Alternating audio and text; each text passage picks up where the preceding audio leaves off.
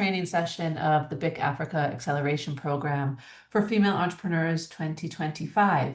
We are super happy to be here one more time with you. It's not the last day, but it's the last training session. So today we welcome again our expert trainer, Christelle, who is going to be taking you through today's content. Now, I don't have any homework to review with you today, so we're going to really just kind of jump straight into everything. This is going to be the final how, and this is about building your go-to market strategy. So we've worked through so many elements of your business model over the last 10 weeks, this being week 11. We've talked about what you're selling, who you're selling it to, what makes you different from everybody, how you're going to price things, how you're going to talk about things. But now with all of that, how do you actually pull that all together and go out there and get customers? So that's what we're going to be working through today. As I mentioned, it's a lot of content today, but all very, very important to really support you into taking that next step and going out there and getting, for some of you, your first customers. For others, it's going to be bringing in more customers and doing that repeatably and scalably and sustainably. So without further ado, I am just going to hand straight over to Christelle. I am here with you in the background, but Christelle, take it away. Good morning. Thank you, Danielle. Good morning, all EBN team and the beautiful ladies. So it's our last session today. I'm sure you're going to reflect on all the knowledge and the data and the information that you've compiled throughout this program and put it all together in the workbook that we shared with you. And to give the value for everything that you've developed, your product, your services, your financial models, your business model. Today, it's the final and most important step, how to really go to market. So we are going to share and discuss openly ideas, thoughts, but I invite you to, at any time, to ask any question, share examples. We also are going to have some breakout moments where you can discuss your ideas with your colleagues and present them back. So it's highly practical. We're going to share some examples. And feel free, please, to share any feedback, any question, anything you want to share during the session. So I'm going to share my screen. 1 second.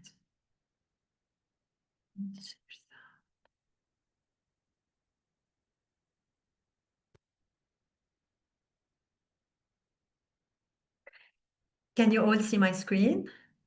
Okay. So, today we are going to basically talk about the go-to-market. So this may be applicable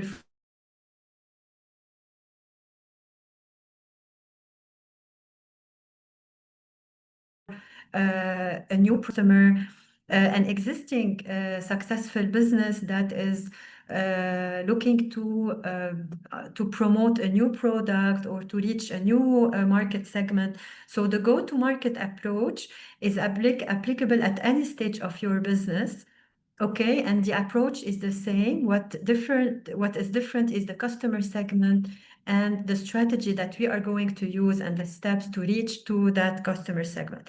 So by the end of the session today, we are going, it's always the baseline using our value proposition and what makes us different in the market to build our go-to-market strategy. So we are going to revisit a tool that was already shared with you before, but it's important to recall the SWOT analysis today and the competitive benchmarking, which means how you can compare yourself to existing direct or indirect competitors.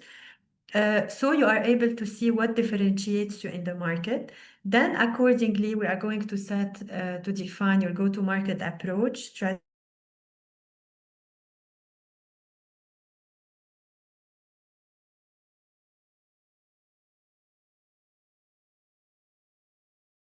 what kind of channels you can use, how can you scale your business, and how can you define your next steps. So when presenting your business, it's always important to reflect and Christelle, I think you're cutting in and out a little bit. Is that the same for everybody? Yes. I thought it was the just me, message but of how you are aiming to grow your business. What? Yeah, Christelle, you're cutting out. Sorry, I'm cutting? Yeah. Where did I cut last? It's just you're kind of popping in and out fairly regularly. So Okay, so okay. you're I'm gonna change my, yeah, 1 second. I'm gonna it's change okay. my Yeah, maybe if you can change the connection. work connection, and we still want to see you, of course, but another option is to turn off your camera. But let's try with the camera because it's so much better when we can see you. Yeah. Okay, is it better now? Yeah, for now. We'll let you know if it cuts again. Okay, no, I changed my connection. I think this one is better. Okay. So just let me know, yeah, please, if you. So where did you reach last? We heard most of what you said. It was just more like breaking up, almost like Okay, a okay. robot. So yeah, I'm competing with the AI robot. So yeah, I was just saying by the end of today's session, to summarize, we are going to revisit what makes you different in the market, to build your go-to-market strategy and define your next steps to grow your business. Okay, so what is go-to-market? It's simply go-to-market. So you have that magical product or service, wonderful team in place. You know who is your target customer because we've already touched upon this. The most important part is to sell, to go to take this product or service to your customer so you are able to sell. So you need to inform them about it. They need to know where you are located, where it is located to buy it from you. You need to build relationship with them. You need to set up a pricing for your product and a whole advertising strategy. Before we begin, just to give you a similar example to the importance of go-to-market. So a brilliant product without a go-to-market strategy is like a car without fuel. It won't get you anywhere. So if you have an amazing car, right? But it doesn't have any fuel, okay? You cannot drive, you cannot go to anywhere. Same goes for your product. So you need to really fuel your product with the right tools, channel strategy to reach to your customers and be able to sell it and retain your customer. So in business, it's not just about building the right product, it's about getting it to the right people at the right time in the right way. And this is what the go-to-market is all about, okay? So we already touched upon the customers. I will not go too much into this, but this is the essence, this is the most important part, and I'm gonna repeating it over and over again because it's very important. So who is the right people for your business, for your product or service? Who is going to use it? And it's about getting this product to this person in the right way, at the right time, and in the right place, okay? Can you hear me, Danielle? Just confirming again. Yes, all okay. Okay, so Thank just you. confirming if because it should be better now. So what question should we ask to go to market? So here is your business on the left side, and on the right side, your customer, okay? So the go to market is equal.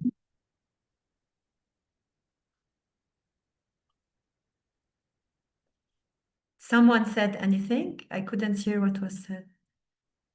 Can't see your screen. Your screen isn't showing. Kemi, I think you need to go, there's a second tab on Zoom. So there's one where you can just see the video, and then if you click on the top, it says Christelle's screen, and then you should see it. I think everyone else is able to see it. If you're using your phone, I'm not sure what it looks like, but she's definitely, we can see it. Okay, so here I want to hear from you ladies. So who can, and maybe not type in the chat, but really share with us if you want, what kind of questions you think we should ask before going to the market and selling to our customers. So anyone wants to share anything?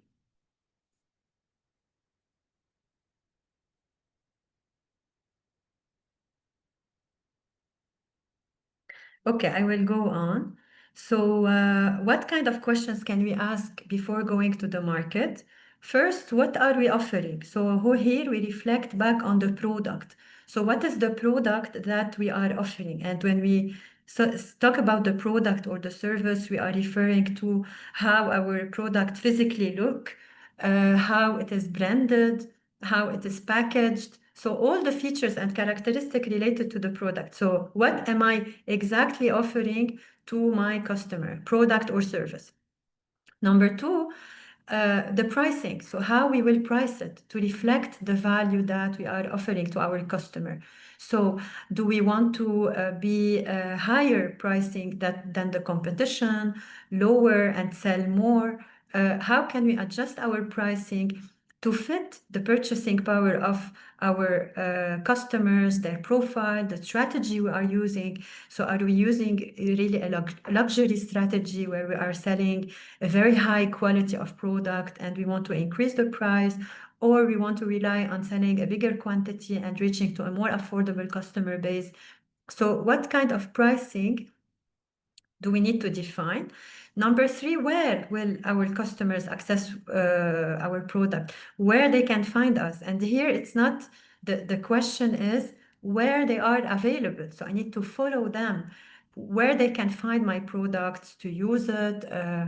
Am I selling a product related to university students? Will I put it in the stores next to the universities or in a vending machine in the university? Am I selling it online? And I need to follow the social media channels and the websites, e-commerce that my customers are members in. So where can I find the product or service?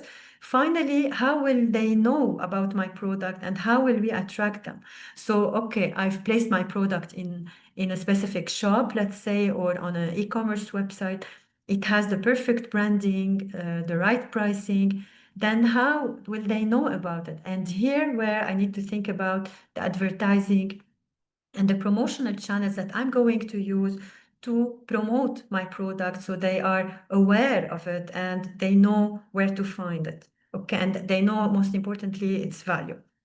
So on the level of the go-to-market process, okay, there are steps that we are going to follow during today's session that you can reflect on after the session to really define your plan and your approach to going to the market. First, we are going to revise. This was already done, I know, but it's the essence of any marketing or go-to-market strategy. We are going to reflect again on your target market and customer segment, and we're going to see the difference between both of them. Number two, we are going to analyze the environment and define what makes us different and what makes us unique. And this will help us assess why the customer would come and buy from me and not from my competition. And here we're going to talk about two tools, the SWOT analysis and the competitive benchmarking analysis.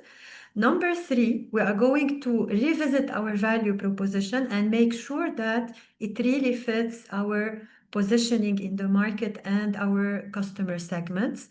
Number four, we are going accordingly to choose our go-to-market channels and tactics. So what kind of channels can we use to reach to our customers? Number five, how will we be able to acquire the customers and retain them? And finally, how we aim to grow, to scale our business, and what would be the steps needed to do so, okay? When we say scaling a business, it can be launching a new product, it can be launching a new market, selling to a new target audience. So there are different ways to grow a business. Any questions so far? Okay, so I go back to my first step, okay, which is defining my target market and customer segments. You already worked on this. You already thought about the profile of your customers.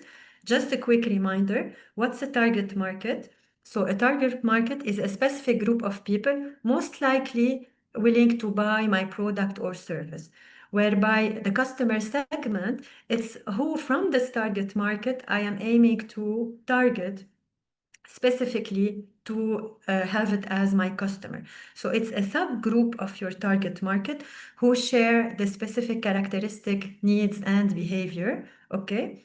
To give you an example, we go back to basically Nike example. And the target market is, so Nike, they sell sportswear, sports shoes, and target market is the active individual of all ages who value performance, fitness, and athletic lifestyle. So this is the target market in general. But the specific customer segment of Nike are mainly look at how they define them. And this is how you need to define your own customer segments, because the whole go-to-market strategy will basically rely on this. Customer segments of Nike can be professional, and by the way, you can have one or more customer segments.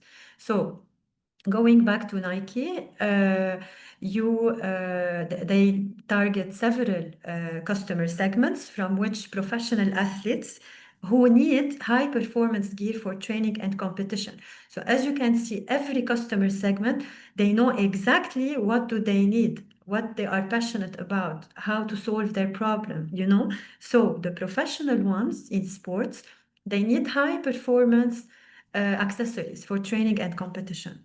There are the fitness enthusiasts, the ones who really want to do, are actively active in sport, and they like fitness activities. Those, they go to gym, they run, they have many sports hobbies, okay, and they want quality and style. So here it's perhaps less the performance, but more the style and the quality.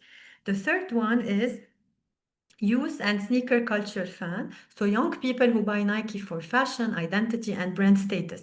These can be university students, young professionals wanting to wear some fancy fashion Nike shoes.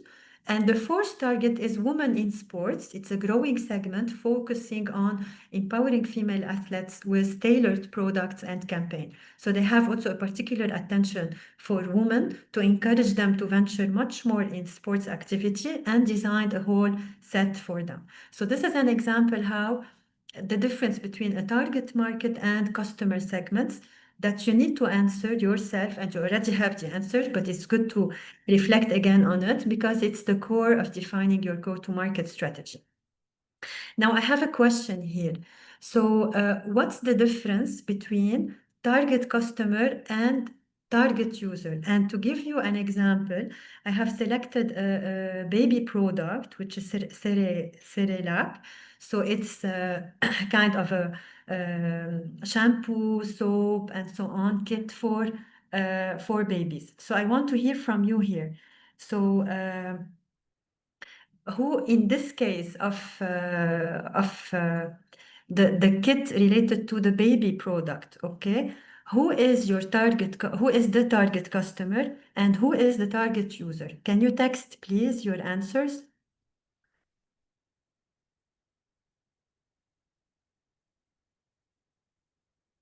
Can I hear from you? So the customer is the mother, right? And the users are the babies. Okay, very clear and very well thought of. My point here, okay, is to show you that sometimes in your go-to-market strategy, okay, the person using the product is different than the person buying the product. And you need to consider all target group in your strategy to inform them, to sell them, and to retain them. So on the level of the baby here, which is the target user, you need to make sure that you have the right product quality, okay, to fit the baby's requirement. Whereby the parents or the mother, you need to target them differently, okay, using different channels, maybe through posters in supermarkets, through social media, through testimonials, through reference with the doctors for kids. So how can I target the mothers or the parents with the right pricing, the right distribution channels, the right advertising messages, so they are encouraged to buy the product for their baby? So these are two different groups that I need to consider in my strategy. Okay, and it's very important to distinguish between target customer and target user. Sometimes, for example, in the medical sector, we sell equipment for certain patients, let's say, but we sell the doctors, right? Like the doctor prescribes some medicine or some accessories for medical accessories. So I need to earn the trust of the doctor so he recommends my product. But at the end, the patient is using it. So I need also to make sure they know about it and they have a good experience with it. So these are different 2 points to consider. So you have three main factors to choose, to consider when choosing your target audience. One is the market size and the customer segments. So you have to really know exactly who they are and how much they are willing to pay for your product or service. Here, I invite you to think of the customers that you aim to target. Is this an important portion of population? Is it worth targeting? Are you sure that they really need your product and they are going to buy it? So you need to validate which customer group, okay, makes sense to target. So they need to be from a certain portion of people. So it needs to be an important segment of people that you need to make sure they really need your product and they really are willing to pay for it. Number two, you need to consider your market competition. So sometimes we go into a market that we have a lot of competitors, right? A lot of people doing the same thing. Is it worth it? Am I really different? Or should I change something to target another market where there are less competitors? Can I team up or complement those competition in the market? So you need to consider your market competition and you need to make sure that you are really unique and different. And the more you choose a less competitive market, the higher chances you have to succeed.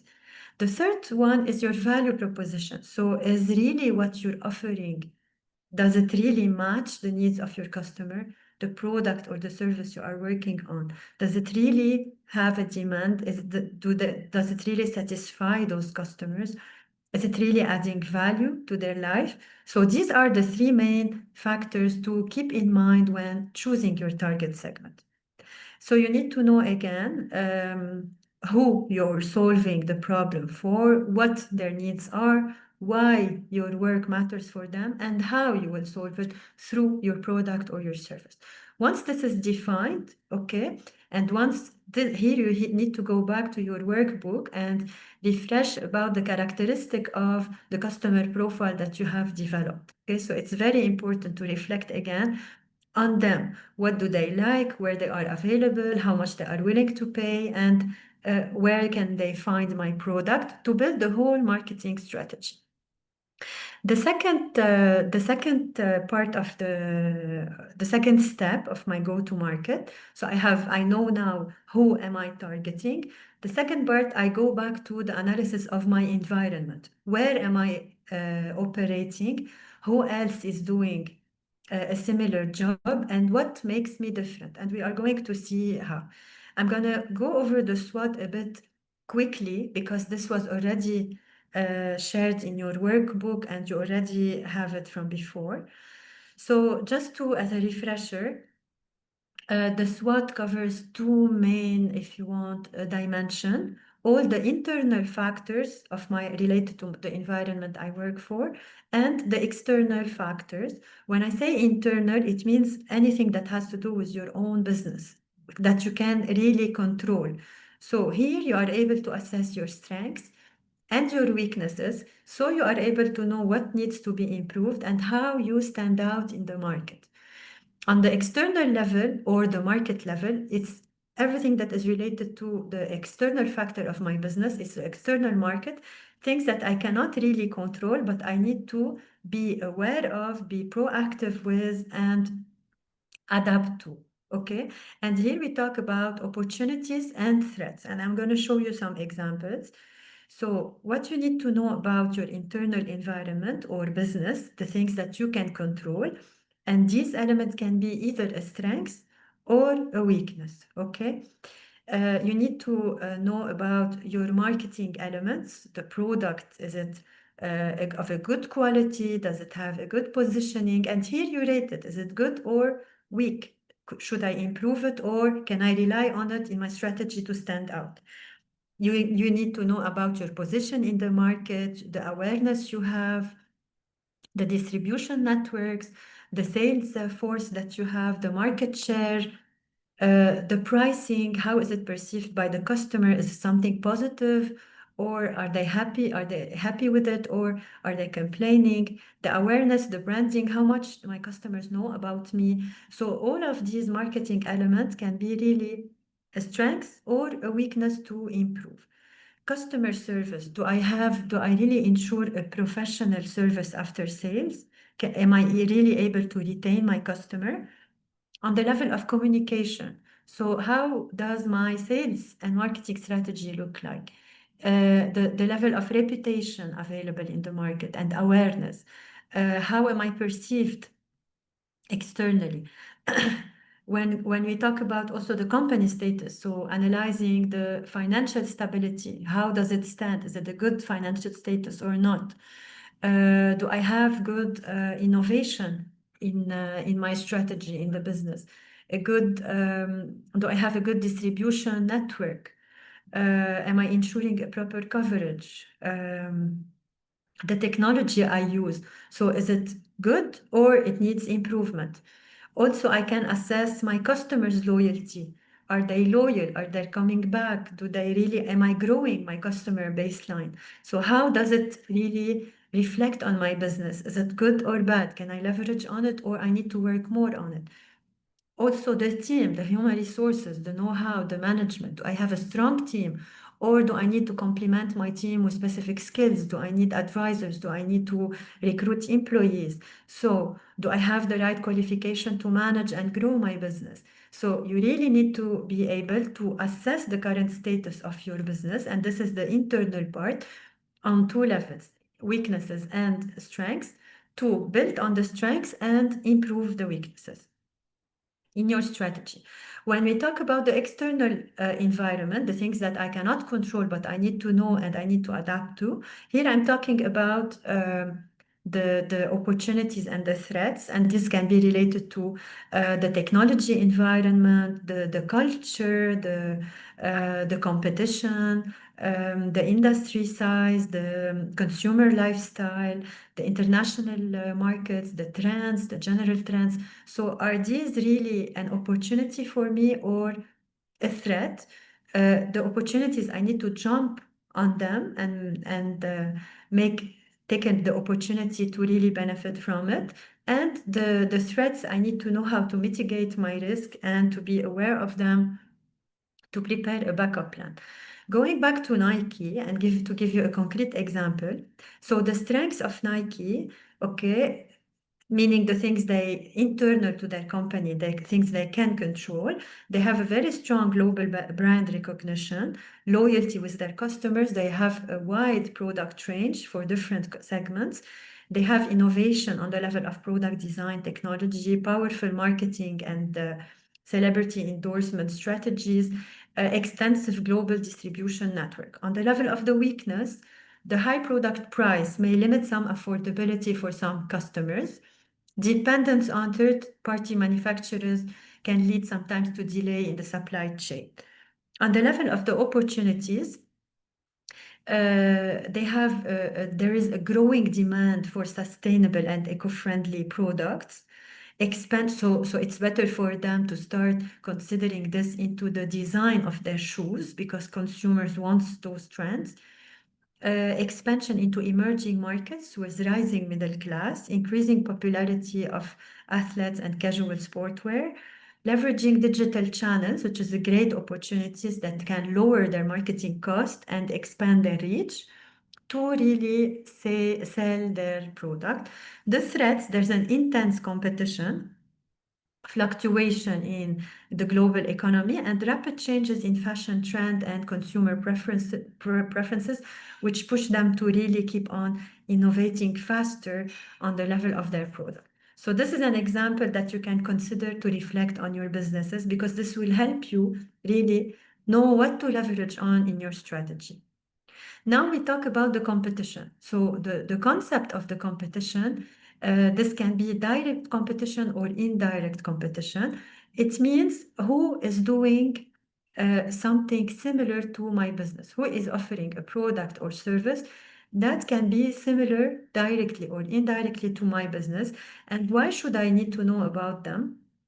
Because this will help me understand what makes me different in the market, how can I be perceived in a unique approach with my customers, and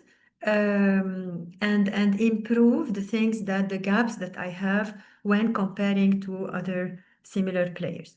So there are 4 steps that please focus on it, because now after this you're gonna prepare your own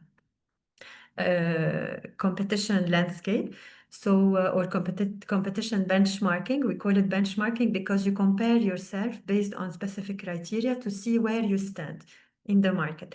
So one, you need to ask yourself, who else in the target market, in my target market, we're not talking globally.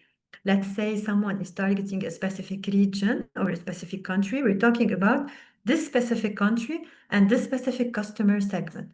So who else are offering a similar product or service to mine, okay? So what are the alternative dominant solution in the market? Who else is offering these? Number 2, you choose the top 2 competitors to benchmark with, and you define your comparison criteria. So based on what you want to compare yourself with them. Number 3, you need to collect the data from the market and analyze it.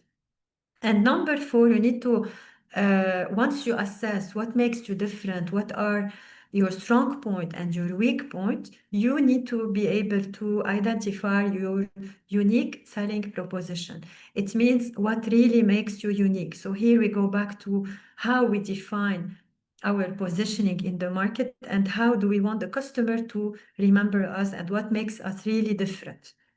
Okay, so the competitive analysis, who are my competitors and what makes me unique? Now, this exercise, you are going to reflect on it. First, you need to identify what are the criteria that I'm going to use to compare myself with my competitor. This can be these are examples. It can be the product, can be the price, can be the quality, can be the selection, the service, the expertise, the company reputation. So you need to list, let's say, 5 to 10 criteria that you are going to use to compare yourself with your top competitor. So, and you place my business, strengths, weakness, competitor A, competitor B. On the level of every criteria, you rate it. Is it good, low, what makes me different? At the end, you need to be able to summarize what is your unique selling proposition and what really makes you unique compared to your competition. This can be you're offering a better product, better quality, you are a first mover in the market, you are more affordable, you are more accessible. So how do you really stand out in the competitive market? To give you an example also for Nike, and another example that can show also how can I compare myself with my competition. So it shows 2 main criteria, the comfort criteria and the fashion criteria, okay? And on the chart, they placed the competitive brand going from the most low comfort to the highest comfort, and the non-fashion to the most fashionable product. And you can clearly see here that Nike stands out by combining a high fashionable products or fashion shoes or accessories or sportswear and comfort. So they are combining fashion and comfort. This is how they stand out in the market. Their unique selling proposition is mainly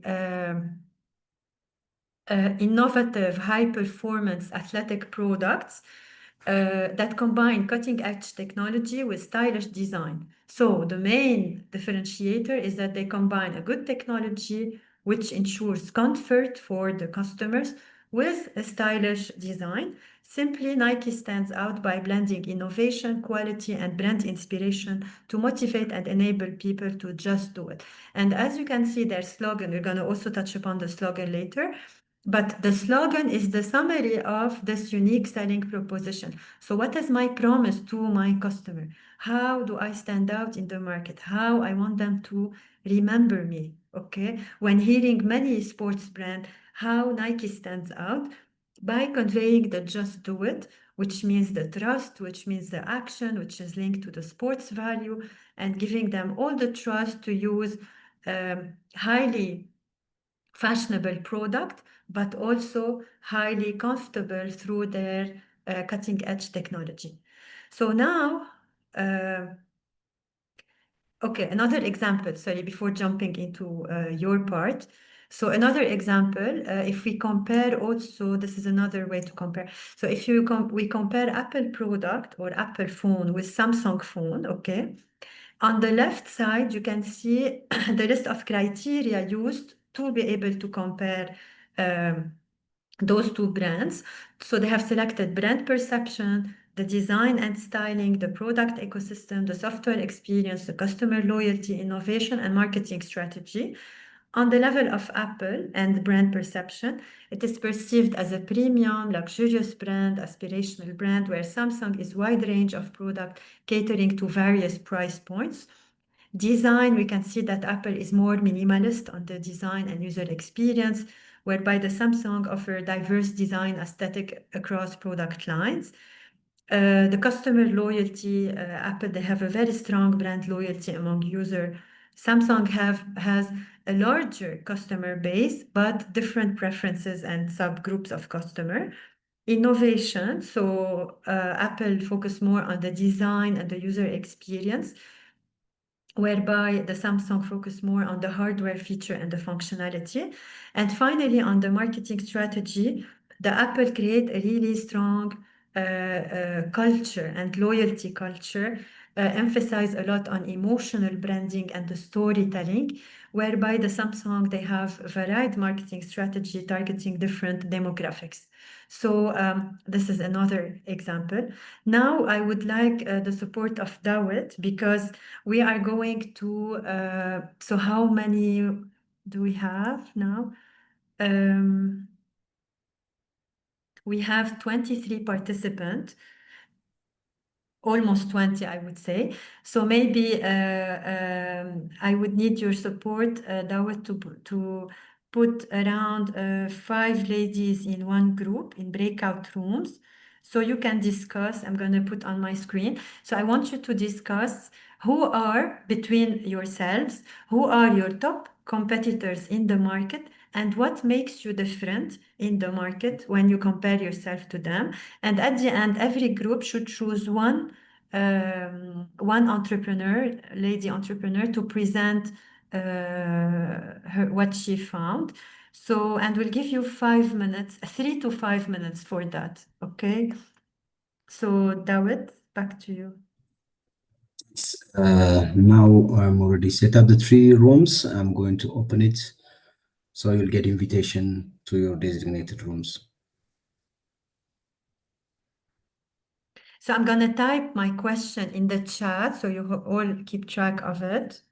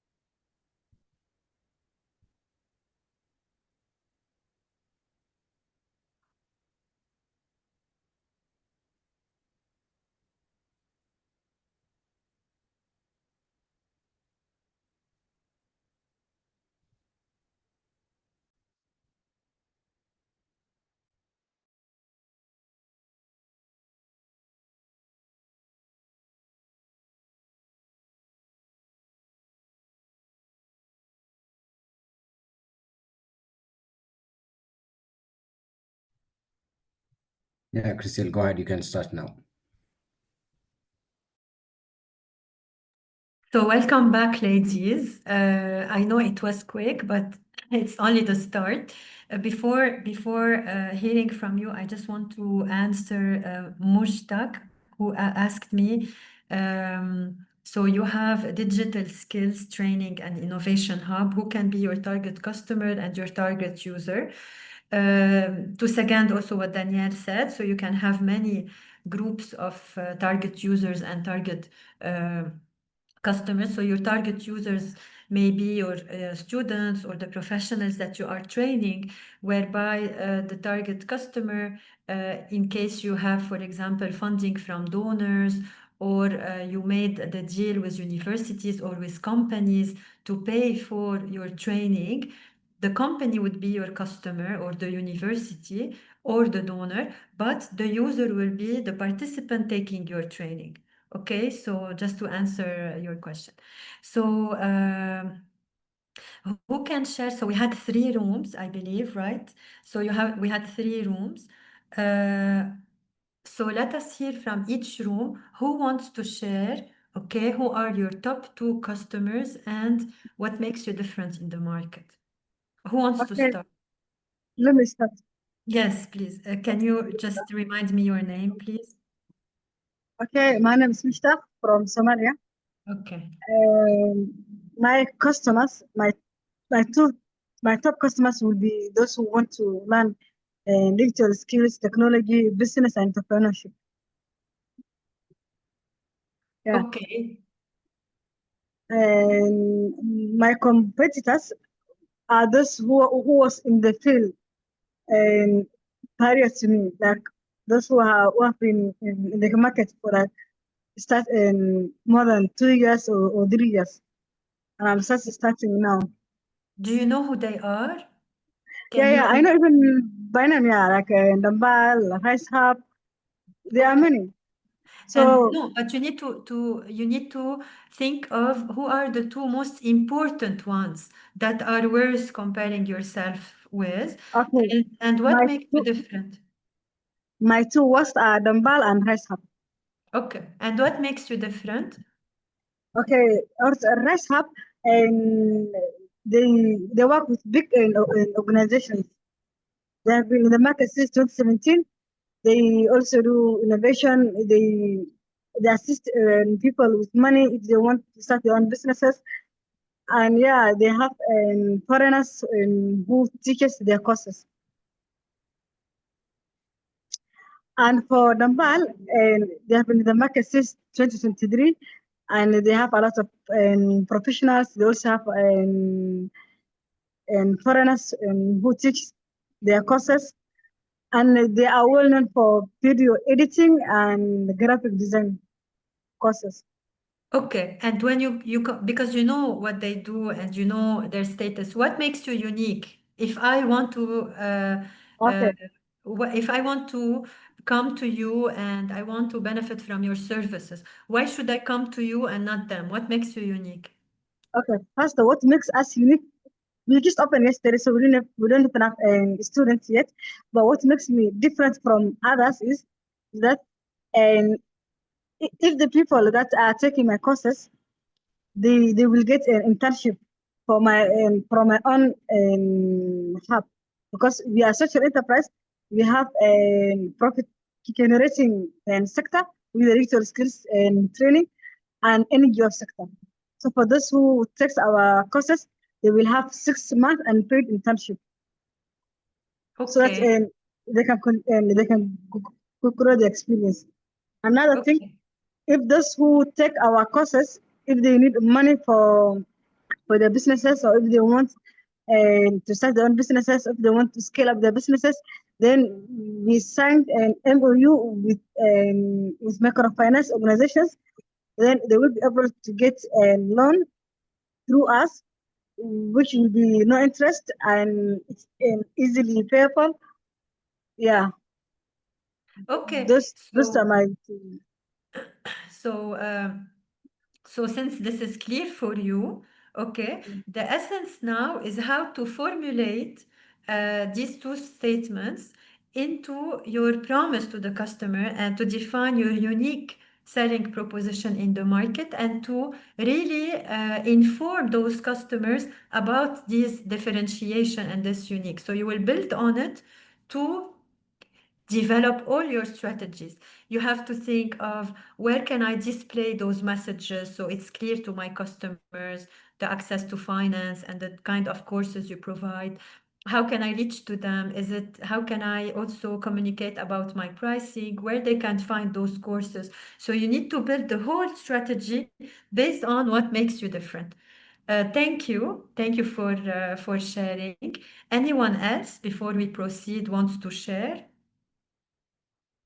You can text also if you want to type in the chat. You can chat. You can text in the chat, or you can just share with everyone. Anyone else before I continue?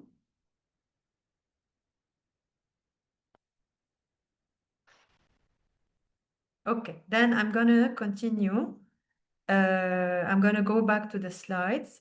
I hope this exchange was beneficial, and I want you to someone raising their hands. Yes, please go ahead. Sorry, it reacted late. Okay, I wanted to share that my value proposition is that I'm currently the only preschool in the city where I live in that does inclusive education, that we enroll all children, including children with learning disabilities. Okay. The thing is, in my country, especially in the city where I live in, children with disabilities are cared for or they're taught in isolation. That is, they're separated from others. But in my school, what I do is I include them in the same setting with the ones that we believe that they are fully able to perform in classes. So Very that is interesting. Very that interesting. is my Yes, value inclusion. proposition. Okay. Yes. So building on your value proposition and to go an extra layer with it, you have to think of who are the competition or the companies offering also inclusive education within your area and what makes you different, okay? Maybe mixing with all kind of students, maybe the flexibility, the know-how, the courses quality, the pricing. So when you really confirm what makes you unique, you will use it to build the whole marketing strategy in the market and to stand out in the ahead of your customers. Okay, so Yeah. now I'm gonna continue sharing my my screen.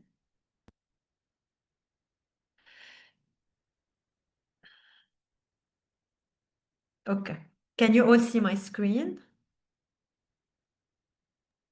Yes, Crystal, we can see. At Okay, least I can see. thank you, Dr. Go ahead. So Thanks. we are at step number 3, which is, okay, we've reflected again on who am I targeting. We've reflected again on what makes me different in the market and what are the opportunities that I can leverage on. Now I have to revisit my value proposition to make sure that in my value proposition, it really matches the customer needs. It really reflects my unique positioning in the market, and on the level of adding the value or the way I present it to my customers, it really includes my unique selling proposition. Okay, so what's the solution again? What's the added value? What makes me unique? And what are the benefits around my product or service? How we stand out?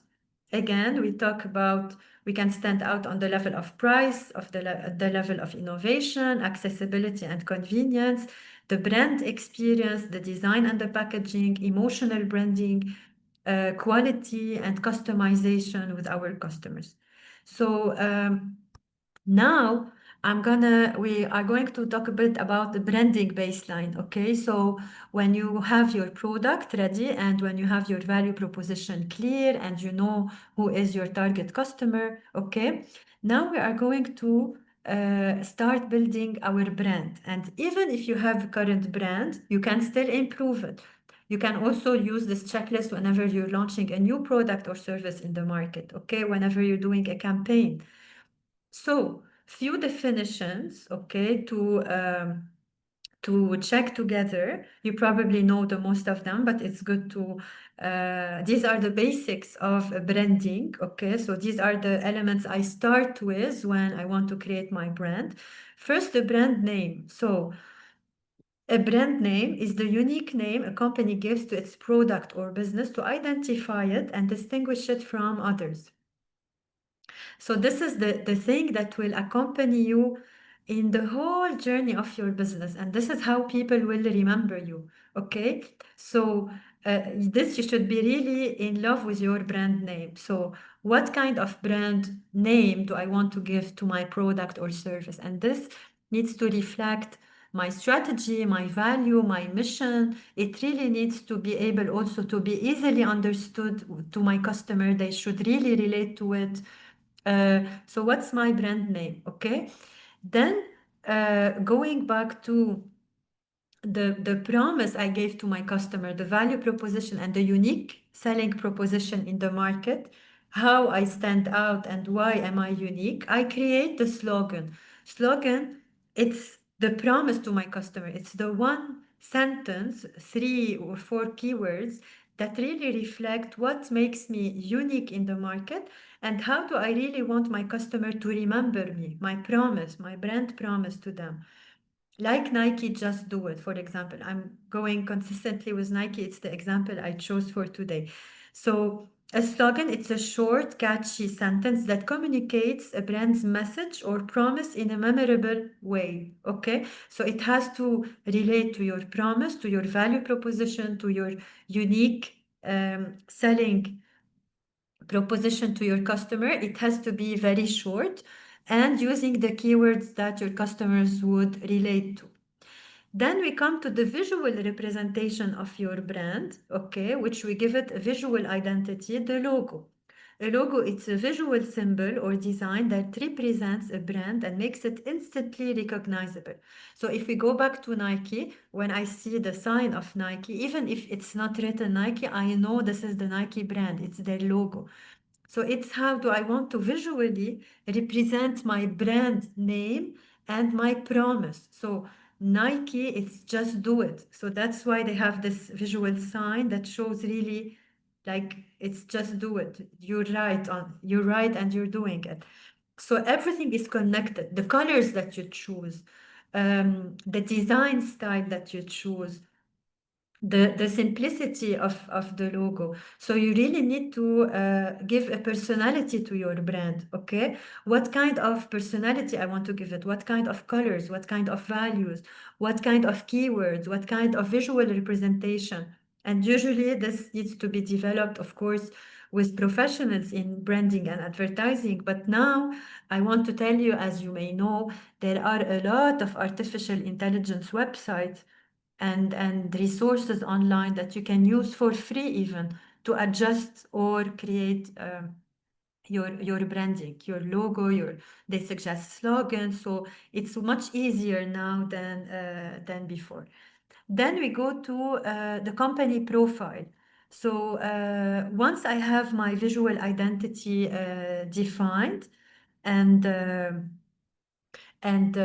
proper brand name and the slogan and the colors I want to adopt and the visuals, I need to start writing content that explains what am I about, okay? Who am I? What's my mission?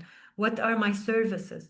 So a company profile, it's a brief summary that provides the key information about the business, including mission, product, history, values, track record, contact details, helping others understand what the company does and stands for, okay? So it can be a short summary that you use in your email.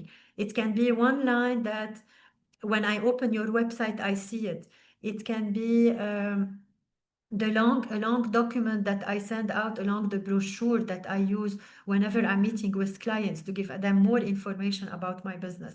So the company profile or the content I use in the brochure or the flyer or the web page to describe about my business also is very important. You need to be clear, You need to be comprehensive. You need to stand out. So this is very important. The key messages. So storytelling and key messages means creating a clear and compelling story about your brand, who you are, what you stand for, why you exist, the main messages that your customer and your audience would like to connect to emotionally and build trust. So what are you about? What is the promise? What are the values that you want to convey to your customers? You need to prepare some keywords consistently that you are going to use in your branding strategy, be it on social media, the way you write emails, the way you, the content on your website, the brochure, the flyers. So think of these basic elements. There are much more branding elements to consider, but these are some examples and the basics. And what I want you to reflect on is how your elements in branding are consistent, how it is the same unified experience that you are providing for to your client. So this is very important. These are some examples. So this is if you look at this apple, you know that it's Apple product. So I don't even have to see the name of it, of the brand. I know that it's the apple and think different. So think different is their slogan. Or by the way, you can change your slogan. It's not obligatory to stick to one slogan or your business journey, but and at a certain period of time, it's good to have a consistent slogan over time for people to remember you consistently. So Apple, it's about being different, being unique. It's the style and the experience that they sell. So think different. And they are conveying the emotions related to making people feel different, making people feel privileged or special when using Apple. So it's a community identity they are giving to their customers. Nike, just do it. So it's about sport. It's about this correct sign. It's about just do it, just take action. And when you say sport, it means you are you have the courage, you have the gut to do it, you take action. So all their campaigns are related to that. McDonald's, the colors they choose are typically related to colors that attracts also families and kids. So the yellow and the red. The M of McDonald's, I'm loving it. Whatever I have at McDonald's, I'm loving it. I'm enjoying the experience, the food, it's consistent in different countries. So it's the same experience that I get. Netflix, see what's next. So it's about movies, it's about the experience, it's about having all my preferences available on one website that offers me a very customized experience based on the rating and based on my what I really like. So these are examples of slogan, logos, colors, brand names, just for inspiration. So I want you to text me, whoever wants to text, about your slogan. So can I know your slogan? So your company name or your product name, and what is the slogan that you use when you communicate about your brand in the market or to your competitors? Anyone wants to share? Sustainable and nutritious plant-based solutions. Excellent. Life is Lily Essential Science-Backed Skincare. Nice. So it shows the name, it shows what makes you unique because it's science-backed, so you gain my trust. And I know it's skincare product, so I directly know what's your product. Empower Rise Hub, Innovate Beyond Limits. I like the both of them. Maybe the name is Empower Rise Hub and your slogan is Innovate Beyond Limits. I think it's very interesting. Brand Simply by Me slogan, More Than Clothing. Golden honey of Madagascar, so we can know also the local context of it, from where it is coming, to reflect that it's a good quality of honey, locally sourced. Event Plus, your events are in good hands, okay. My slogan is cheese and fruit. I didn't understand this one, Naima. So cheese and fruit, but what's the product? So maybe you can add a verb or a keyword to make it really, to turn it into something that conveys an experience or clarify what are you selling. Beehives Academy, where every child belongs and thrives. Interesting. So I'm happy to see that most of you already thought and already using a nice slogan. And again, the slogan, you need to create a branding experience, a consistent branding experience around it, and use it everywhere, and provide all the branding elements in a consistent way. The logo, the visual, the messages, the name, how you display it. So all need to convey your promise to the customer. Mother cheese and dried fruit product, cheese and orange. Okay, so you can add sometimes simple verbs to your slogan or simple keywords that would really explain what is it about or why is it unique. Okay, so going back to my slides. So thank you for sharing. We are at step number 4. Okay, now we need to choose our go-to-market channels and tactics. So now, as a recap, we know who are the customers. We know what makes us unique in the market. We have revisited our unique selling proposition, our value proposition. Now we need to find the tools and the channels, okay, to be able to bring that product to market and reach to our clients. So we talk about the marketing element or the essentials of marketing, if you want, to define before going to the market. So thanks to step number 1 and 2 and 3, we are at positioning, the positioning level.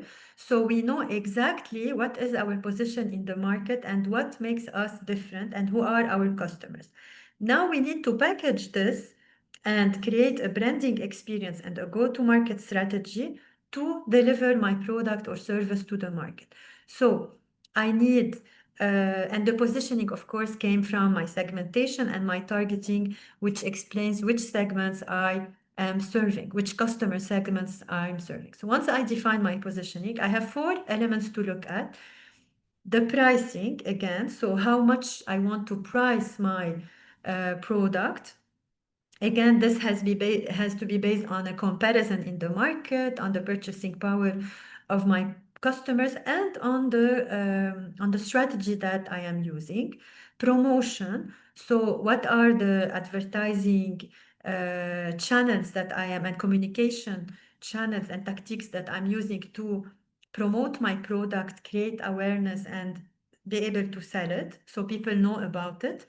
The product, how it is physically, or the service, how it is physically presented, what's the experience around it, how am I really displaying it physically.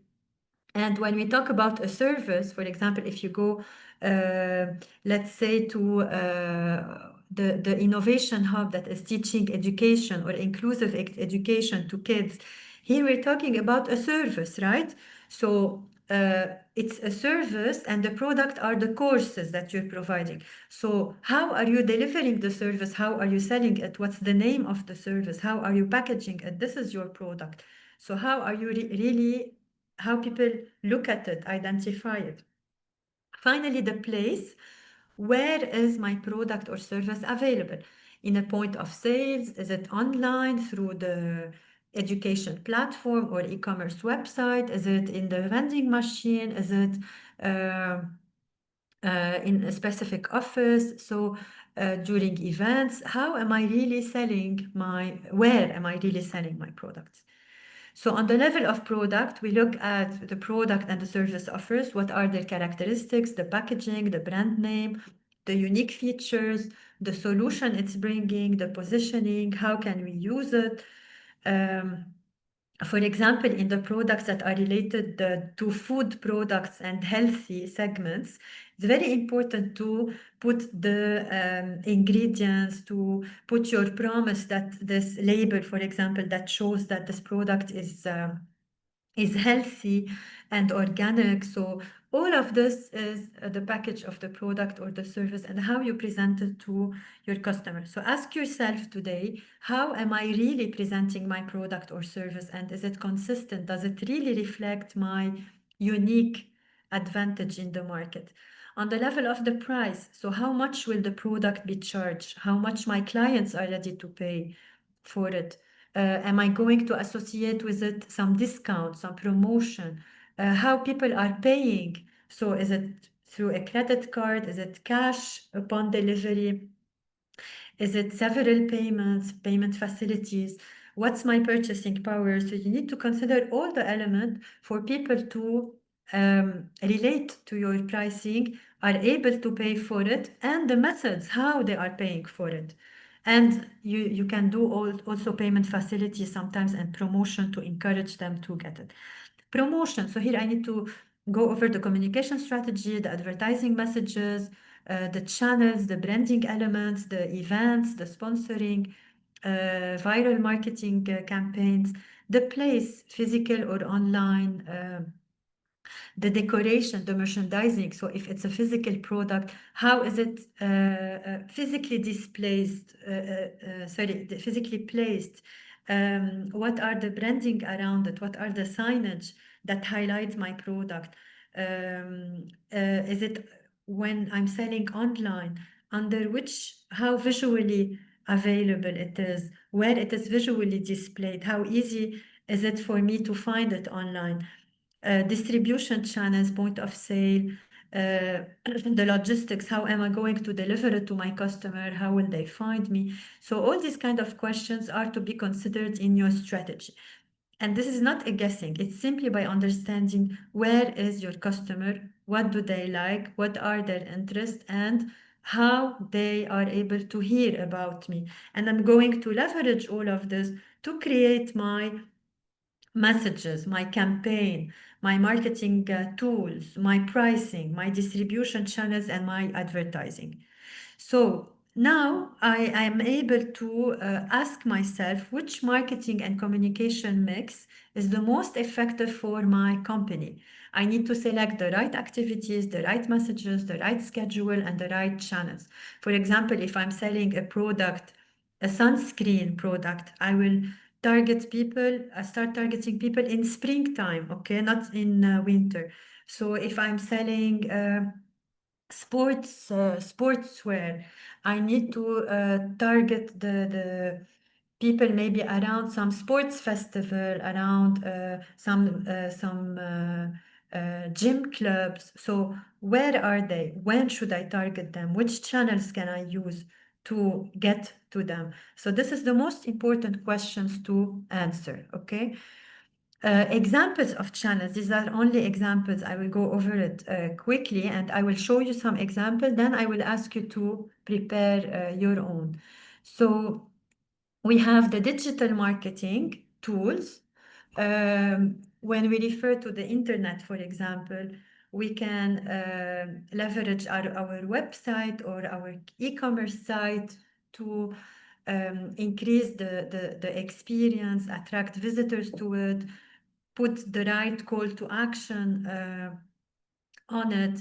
So the website is very important. It's like the vitrine. It's like the place that really showcase how my business looks like. What am I really offering? The colors, the content is very important. The most important thing online is to work on a good content. Content can be visuals, the visual advertisement banners that I'm using, and the words that I'm using to write my articles, my text, my company profile, my videos. So these they have to reflect the whole brand promise, the keywords that I chose, the key messaging. They have to relate to my customer to clearly promote what I'm selling, clearly ended with call to actions to drive people to buy or to ask or to refer other people. So this is very important. Search engine optimization, retargeting, live chat, podcast. So what kind of online advertising methods I can use or refer to be able to improve my search engine optimization? So how can people find me easier online? Okay, it's a whole technical strategy with Google and Google advertisement. And the more I have a good content on my website, the more I'm organically better positioned online. How can I build a database online with all the people subscribing to my newsletter or following me on social media? How can I use this database to retarget them and sell them customized emails, do advertisement for them, reach them in my social media campaign? Webinars, how can I, for example, when we talk about inclusive education or healthy food, can I do some webinars to create awareness around these topics, and then convey at the end that my platform is available to support, or my products are there, you can find them. So how can I promote indirectly my product or service? By creating a culture, educating people, and creating that community around my business to be able to sell them and retain them. How I can invite or write blogs about it, white papers, articles, testimonials, success stories. How can I populate? So the more you create content around your business that is clear, that is attractive, and the more likely you have customers that will come to ask about your business and generate interest in your business and potentially buy from it. Definitely social media channels like Facebook, LinkedIn, Instagram, YouTube. So just to say that now it's very important to create every channel, every social media channel has their own target audience and has their own way of displaying content, be it video, be it text, be it infographics. And for example, LinkedIn, it's more for business people. Facebook, it's more for maybe a wider audience. Instagram is more focused on images. YouTube is more videos. So how can I use this platform? And for free, you can pay for them, of course, to boost your content, but you can already establish a free presence. How can I create interesting content? How can I check similar groups to engage with them and drive them to my business?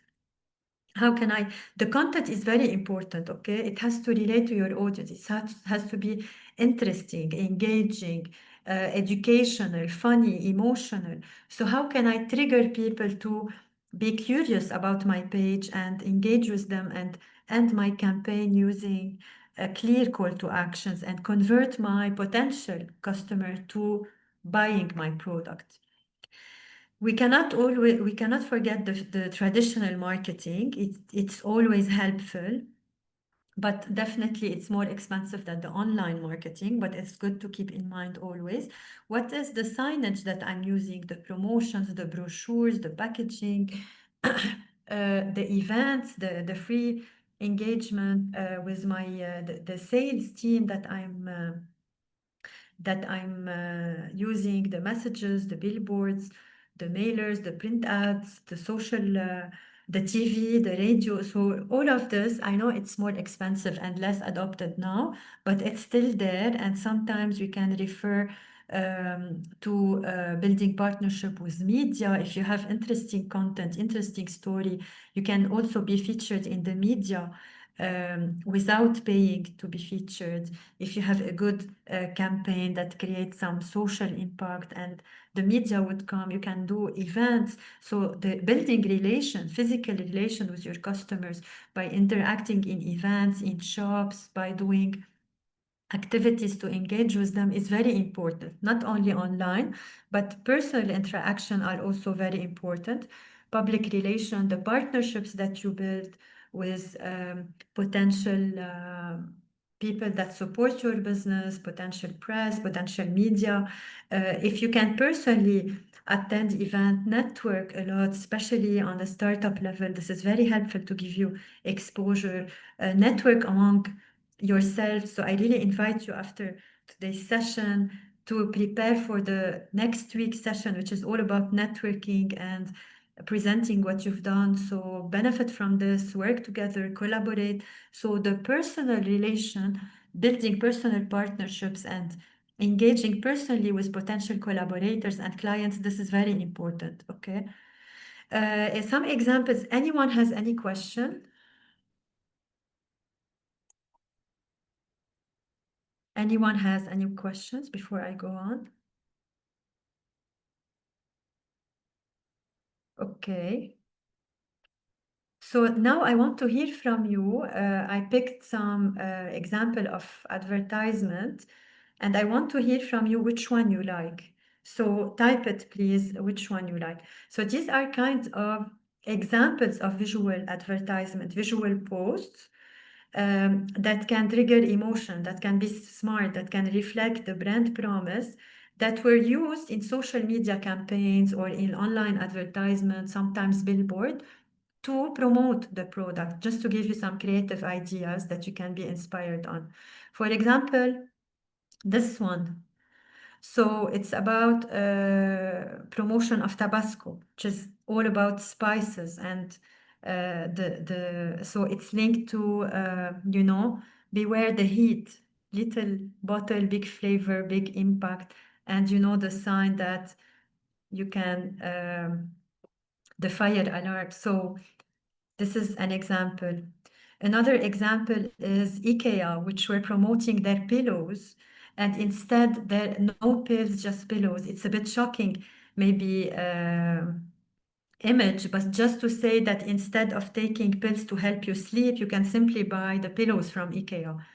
So I thought this was interesting. Red Bull, which is all about energy, which is all about recharging yourself and getting that energy. Was displayed like similar to batteries, you know, like using battery, recharging the own battery, your body's battery, so charge your energy. This one for shampoo, that is funny. I thought before, after, using a specific approach to conveying the message. This one to empower small businesses. So we see a cat with the head of a lion. So how through their support and empowerment, they can empower small businesses. So which one you like before I go on? Anyone wants to say which one they prefer? We empower small businesses, okay. So I have two empowering small businesses. There's the, we saw IKEA, we saw the, okay, we saw the Tabasco. So this is the one you liked. Okay, interesting. These are different target audiences, and just to say that, for example, if I go to the Red Bull thing, just to say how it's a simple message, charge your energy, which is the slogan. You have the logo, okay? But all the value of the brand and the promise of the brand and the service and the impact of it are simply represented by turning these two bottles of Red Bull into a battery. You know, it's consistent, it's spreads the value. So sometimes you can be shocking, sometimes you can trigger emotions, sometimes you can be funny, and sometimes you can be inspirational like this one. Okay, let's go on. So some trends to look at. So mainly marketing trends, it keeps evolving a lot. Now it's all about artificial intelligence and augmented reality. But what I want to tell you is that whatever technology brings us as opportunity, it's amazing to leverage on it and to use the tools, and these are becoming much more cost friendly. But it's always good to keep your personal touch, your personal creative added value, and really connect to your audience. Okay, so don't use too much cliche sentences or the kind of words I can find anywhere. Try to really always be unique, personal, true to the brand and true to your audience. So now it's all about experience, engagement, gamification, using games, building communities, leveraging robotics, artificial intelligence, augmented reality, sharing, growing a community, influencers. So about video, definitely videos, the more they are short, concise, and clear, the better there is, because the attention level on social media is such quick. So you need to really grab the attention in a very quick way. You can use video that are engaging, video that explains, that educate, tutorial how to use it, testimonials, live Q&A, and launch webinar where people, you go live and they ask you, you engage with them instantly, exclusivity, behind the scene things, brand stories, vlogs. So the more true is your content, the more relevant it is, the more it conveys the real life and not the fake life that everyone wants to see on social media. And the more you connect to the audience, they trust you and they know that you are connecting to their personal interest and needs and bonds. Okay, so it's very important to keep this in mind. So yes, leverage technology. Yes, build an amazing content, but always keep your personal touch and your personal creative added value. This is an example of an advertisement. I thought it was very creative. It's for Corona beer, but I want to make sure that you can hear it. Okay, so please, if This Corona beer billboard is a peak of can you hear it? Yes, we can hear it, Christian. Yeah, we can hear it. Thanks. Yeah. Okay. This Corona beer billboard is a peak of marketing genius. At first, it looks like a basic Corona label in its signature yellow. But then the golden hour happens, revealing a secret message along with a bottle-shaped shadow of their beer that you can only see for 15 minutes a day. Could you think of something like that? Another one that I really like, also for Nike, that is kind of shocking but very well done.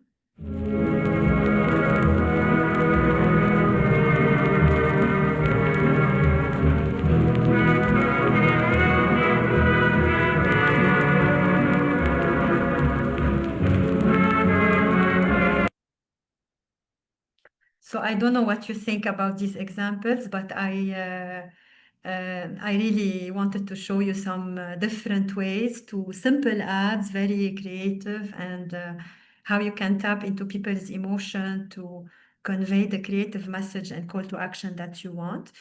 So now we still have. So now we will go also for 3 minutes. Dawood, I will also ask for your help, please, for the breakout rooms. What I want you to discuss together is what kind of channels are you using to target your customers and promote your business? So what are the communication and promotional channels that you are using to promote your product or service and create awareness among your customers? So we can do 3 minutes for this. Okay, Christian, I'm opening the rooms. Yes.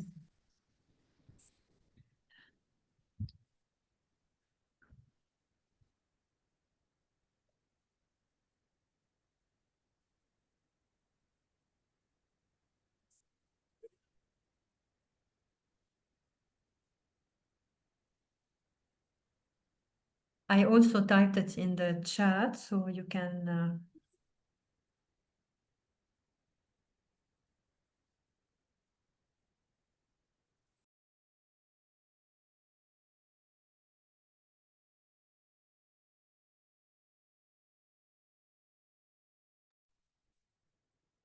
Right, Christian, you can start now. Thanks.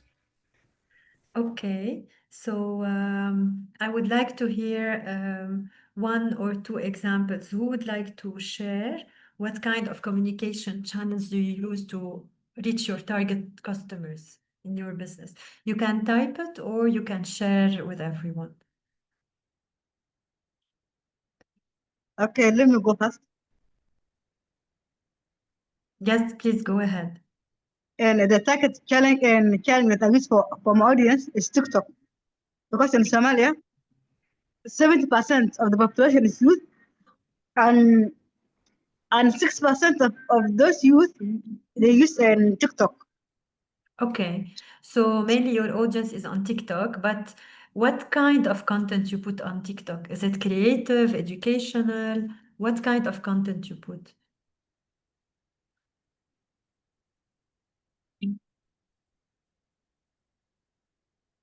I just record normal videos and I put voiceovers. Okay, But today I paid someone to do a promotional video for me. So and then we choose a good storytelling script that Daniela was teaching us last Tuesday. So I used what she taught us into making that script. And when the video finalizes, I hope I'll share on TikTok and I hope I will gain more people. okay. So, and it's very important to track the conversion rate, like out of those TikTok videos, how many people are engaged with you, how many people are calling or asking for the products. It's important to track to monitor the engagement rate, how many followers you have added. So it's important. And it's important if you're using TikTok, but to have it part of a whole strategy where the messages, the campaigns that you're doing can also be placed through other platforms or web channels as well. Anyone else wants to? Okay, for the sake of time, I'm gonna go on, but please, if you want to share how you are promoting now your business, text it in the chat box, and when I finish, I will read it and give you feedback, okay? So I will continue to finish the presentation. So now we have done our go-to-market. We have decided on what channels, what tactics to use to reach to that client so they are aware, and the point is to acquire them and retain them, right? So the point is to sell, have them pay for my product, but also return and buy another time, and also refer other people. So it's important to understand when you do social media campaigns or when you do sales techniques, or even when you go and sell people, it's important to understand the customer transformation. How can I transform my customers from a lead to a customer paying for my product or service? It all starts with raising awareness. So the first thing, I know about your product. I'm aware of it. I know that it exists. How much does it cost? What does it do? Where is it available? And this is basically done through my advertisement channels. So awareness. First, I'm aware. Number two, I am interested. Okay. So the more you reach the right clients and the more you use the right content and engage with them, you are going to generate their interest. So first, I know it's either I click on it or not. If I click on it, it means I'm interested. So you turned me into from being aware and knowing about your product into being interested. Then consideration, I will consider buying it. Here is the comparison where I might compare with some competitors. So I may consider how much does it cost, where it is available, the added value, what does it do. So here I'm more interested, I'm more tending to buy from you, but I need more information. And this is how you need to trigger my interest, give me all the information and convince me why I should buy from you and not the other one. Then intention. So I considered I have all the information I need. I have the intention to buy it. I start again evaluation and comparison to assess how much really it's worth buying from it. Finally, I purchase it, okay? After the purchase come the after sales experience, which will make me come back. And if I'm happy, I would also refer and share my experience with others and bring you other potential clients. So all of this, the target of today, you need to transform your potential customer from being aware to purchasing and buying your product.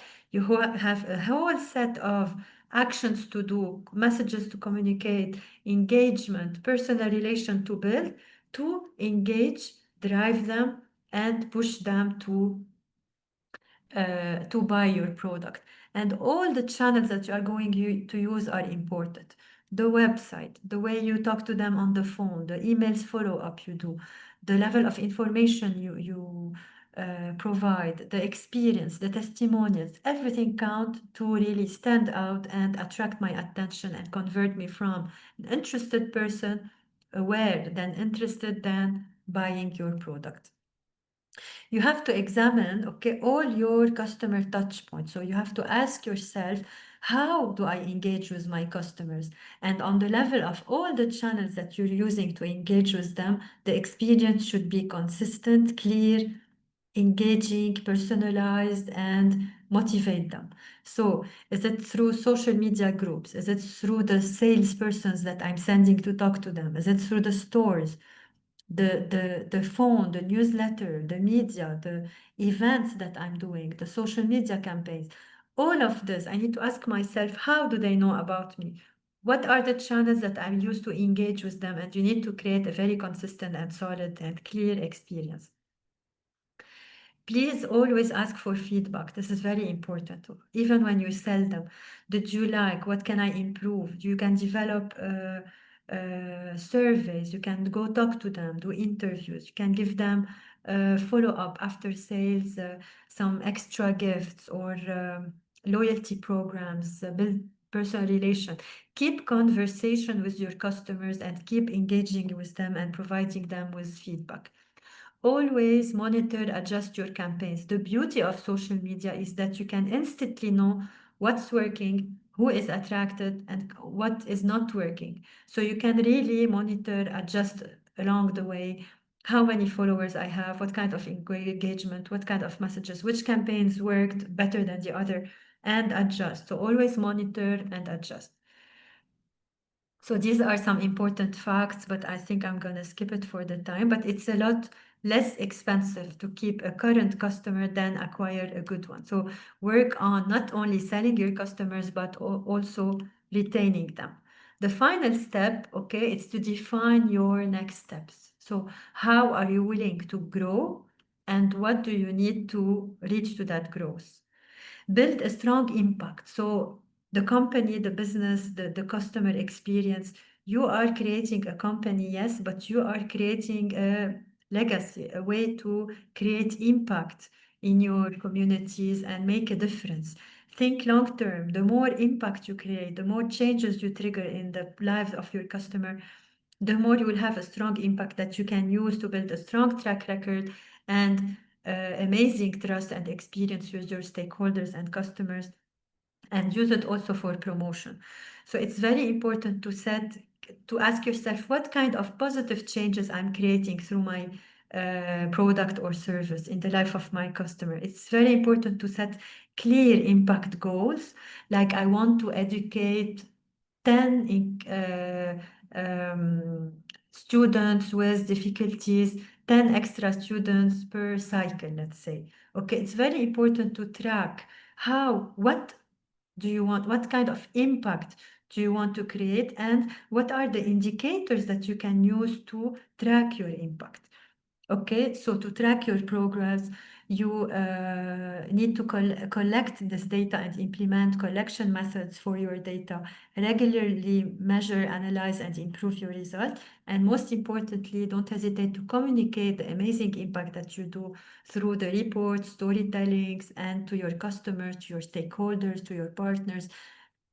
This is very important nowadays. People want impact. People want a mission, to be part of your mission. So please ask yourself, what kind of impact are you creating around your communities? What's the positive change? How can I track it? What kind of indicators can I use? Measure it and communicate about it. For example, Patagonia, which is the outdoor apparel brand, has created environmental and social impact by integrating sustainability into their core business model on the level of all the products and all the campaigns they do. How they measure their impact. They donate 1% of sales to environmental causes. They use recycled and organic material to produce their product. They promote responsible consumption through the reuse and repair program, and they advocate for environmental campaigns and climate policy. The result was they influenced both consumer and the fashion industry to adopt more sustainable practices that can drive profit, but also a good impact for the planet. Then you need to ask yourself, how am I willing to grow? Am I going to target with the same product a new market? And am I going to launch a new product? Am I going to target a new customer base? Which region, which kind of customer, which kind of product or service? So you need to prepare for the growth plan. You need to strengthen your team capabilities from the start. You need to always have a strong financial situation and financial partners. Focus always on your customer experience and the culture that you are building. Focus a lot on building strategic partnership, adapt, innovate continuously, build scalable processes, and definitely leverage technology and expand your sales channels and build a strong impact records. So this, I'm going through it a bit quickly just because it's related to the final sections of your workbook. You already thought of it when you applied to the program, but now I believe it's more structured, it's more clear, and few questions to answer just to show how you aim to grow and what do you need to make it happen. Because when you present your company to any investor partner, it's good that they feel that there's a vision, there's a growth plan, and you know how to do it and what is needed to help you, so they may engage with you. Also for the same example, so how Patagonia are aiming to scale, they are developing a strong purpose-led brand linked to environmental impact. They diversify products, so it's about creating new products with sustainable at their core. Geographic expansion, so new markets internationally, with strong partnerships with environmental partners and environmental-driven communities, using sustainable innovation as their differentiator, and doing a lot of advocacy and community engagement and campaigns. So I know I've shared a lot of information. You're going to get this presentation. It's now time for you to think, how do you plan to grow your business? So it doesn't stop here. This program is only the start. I think you would put together all what you got, but it's only the start. I really encourage you to benefit from all the experts that you've met, the EBN team, Daniel, us, each others, to really go on with this community and share your success, collaborate, and reflect about how you will grow within the coming 3 to 5 years, and what do you need to get there, what kind of resources, partnerships, and steps you need to get there. So I'm done from my end. If anyone wants to share anything, the meeting. Okay, so Danielle, back to you. Thank you, ladies, and thank you, Danielle, and you'll get the presentation, and see you next session as well. Thanks, Christelle. Again, such a powerful session. One thing I want to add in that I didn't want to interrupt, but she said to embrace technology, and I am 100% for that. I just want to really reiterate, like, make sure you're using your own voice. So even if you're using AI like ChatGPT or Claude or any of these other ones that are out there right now on social media and email and sales pages, like, everything sounds exactly the same. Like people are clearly using AI and they're not even making an effort to adjust it. So use it as a tool to support you, but don't allow it to just take away your voice, because your voice is what's going to set you apart from other people that are out there. And us as readers, we can see that it's not you, that it's the same as everything else. So please, please, please, if you're going to use technology, just make sure that you're involving yourself in that process, and then you're not just relegating all of your authority and your messaging to AI. So I just wanted to add that in. This is very important, Danielle, really, because now you cannot differentiate the more personal you are and the more I can relate to you. So it's very important what you're saying. Definitely. Like it's like my biggest pet peeve right now is that everything and everyone sounds the same. So okay, so what comes next? We have one session remaining, which is taking place next week, which is our networking session. Before we get into what that is going to look like, I just want to remind you that your homework for this week is, of course, finish the workbook. We're not going to be able to give feedback on that last element of the workbook, but do complete that with everything that you've learned. But your homework for this week, if you haven't done so already, and you want to be considered, is to please submit a pitch deck to me by Thursday, 12 p.m. East Africa time. I know a handful of you ladies have done so already, but if you haven't yet and you want to be considered, then please make sure you hit that deadline. I am then going to check your pitch deck to make sure that it follows the prescribed formula and that you can deliver it within 3 minutes. I will then enter your names into the wheel of names and select 2 of you to present next week. And then if you're selected, I will give you more feedback on what that looks like. But if you do want to showcase your business, please, please, please take advantage of this opportunity, because next week we have our final session, which is our networking session, which is an opportunity for us to celebrate how far you come, but also to showcase your businesses to our esteemed guests who will be joining us. So we do have some people from the European Commission who are joining us. We have some people from the different country projects, I believe, who are joining us. So it's an opportunity for you just to get more practice in talking about your business and to let more people know about them. And of course, to interact more with each other, to interact more with us, and to celebrate all of our milestones and achievements that we've hit along the way. Robert, I don't know if you want to add anything in about next week's session, or if that's so good. Just to say thanks, Danielle. Yes, we hope that you can all come to the final one. That will be really great. And as Danielle said, the main donor of the program will be there as well. And we know they are always interested to sort of see you and get some feedback. And we're under discussions with them potentially for further support for women entrepreneurs through different programs going forward. So hopefully it'll be a great opportunity for you to sort of exchange. They'll be doing a bit of a presentation as well. So hope that you can all join us next week. And thanks again for your support so far. We're almost there. So I know there's the mentoring as well, but looking forward to the final session as well next week. Great. Thanks, Robert.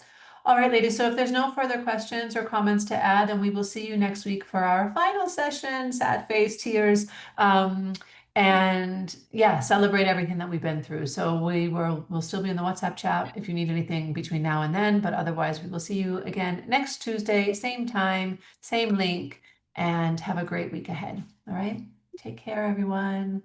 Thank you. Bye-bye. Ciao. Bye. Bye-bye.